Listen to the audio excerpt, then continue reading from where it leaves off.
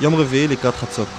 חטיבת שריון מתכוננת לכניסה ללבנון במטרה להשתלט על מרחב מרג' עיון ולנקותו ממשגרי קטיושות ומאמצעי לחימה שונים שברשות חיזבאללה.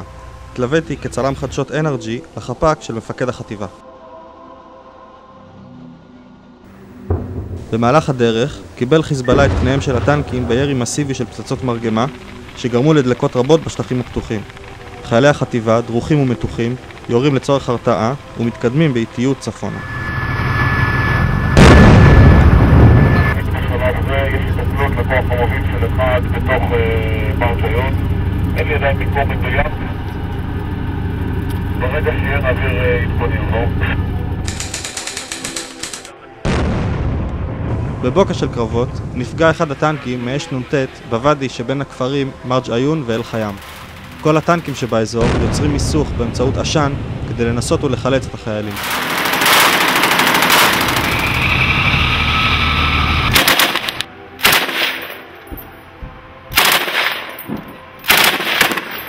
כאן קוד, אני לא מאשר את התנועה החוצה. מי שתקין שיעלה לפה חזרה עכשיו, עבור. הנסיעה חזרה הרבה יותר מסוכנת. הם יורים טילים לאורך כל הדרך. יש גם כאלה שהטנקים שלהם נפגעו וגם כאלה שהטנקים שלהם שקעו או נכנסו לשיפועי צד. צריך להוציא את כולם, לספור את כולם ואז נדע מה יש ומה אין. במהלך האירוע נהרג חייל אחד וכ10 חיילים נפצעו באורח קל עד בינוני.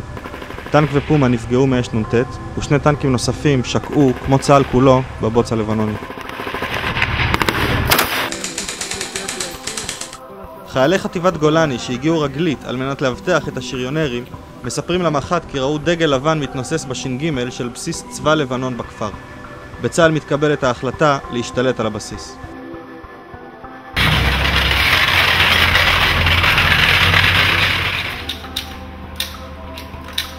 עם כניסת צה"ל לבסיס במרג' עיון התכנסו קצינים לבנונים וישראלים בלשכת הגנרל דאוד למשא ומתן מזורז על תנאי הכניעה.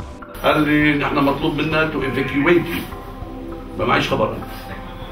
احنا عسكر بناخذ اوامر بننفذ. مظبوط 100%. اللي لنا اوامر نحتل مرج عيون. نحن بنبلغ رؤسائنا بنقول لهم هيك الوضع. This is the situation we have to deal with it. איזה סיכום מושג פה מושג שכל מי שנמצא כאן ונושא תעודת צבא לבנון נאפשר לו לעזוב, והשאר אנחנו תכף נברור אותם וניקח את מי שלא שייך לצבא לבנון לתשאול. חיילי החטיבה ספרו את הנשקים של צבא לבנון בנשקיית הבסיס ולקחו אותם כשלל מלחמה.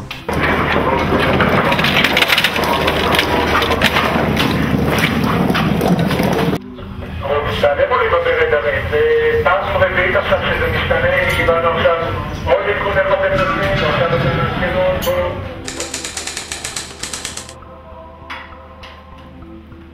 שני רכבי אום הגיעו במטרה ללוות את החיילים הלבנונים צפונה. השמועה על כך פושטת בכפר, ותושבי מרג' עיון מתאספים בהמוניהם על מנת להצטרף לשיירה ולברוח מתופת המלחמה. כשהמשפט ישראלי, לבנוני והודי נפגשים אינו התחלה של בדיחה נדושה, וכשחייל מילואים מספר לאנשי הגדוד ההודי של האום על מסעותיו בארצם המופלאה, המציאות הופכת לסוריאליסטית לחלוטין. I start in Delhi. I go up to Manali and Ladakh. ומחלומות מתוקים על ארץ רחוקה בחזרה למציאות הצבאית. צה"ל הולך להישאר כאן עד... צה"ל להישאר כאן ככל שזה משרת אותו וככל שזה עוזר. ברוך אתה ה' אלוהינו העולם אשר קידשנו במצוותיו וציוונו להדליק נר של שבת. פחות מיממה אחרי ההשתלטות על הבסיס, מקבלים הקצינים בשטח הוראה מגבוה לנטוש אותו ולחזור לישראל. –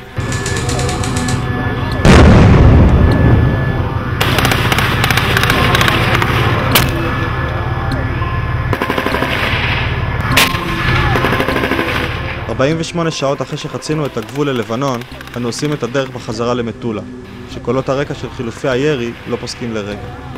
חגי דקל, חדשות NRG.